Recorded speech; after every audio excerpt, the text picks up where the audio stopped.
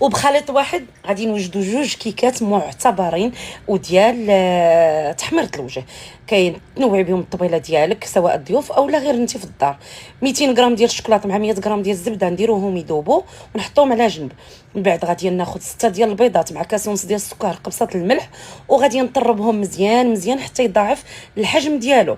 نضيفوا عليه كاس ونص ديال الحليب ونعاود نطرب، وداك الشوكولاط مع الزبده اللي ذوبنا ونطرب مره اخرى. ومن بعد غادي نولي نضيف ليه 400 غرام ديال الدقيق ابيض مع جوج كيس ديال خميره الحلوه، نخلطهم وداك الدقيق نديرو على دفعات حتى نحصل على هذا القوام.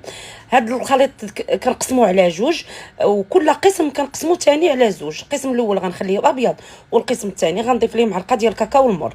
صافي كنفرغ هذاك القسم الاول في المول اللي مدهون بالزبده، ومباشره فوق منه الخليط ديال الكاكاو ندير بكوردون على شكل تموجات، نزين باللوز ايفيلي ونحطوه على جنب.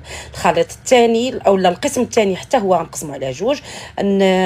القسم الاول نديرو في مول مدهون بالزبده، والقسم الثاني كنضيف ليه معلقه كبيره ديال بات بيستاش مع شويه النكهه ديال البيستاش، ونفرغوا الفوق من الخليط الابيض ونزينوه بالبيستاش. ندخلهم الفران يطيبوا على 180 درجه، النار غير من التحت. هنا راه قسمتهم لكم هما طايبين بالصحه والراحه.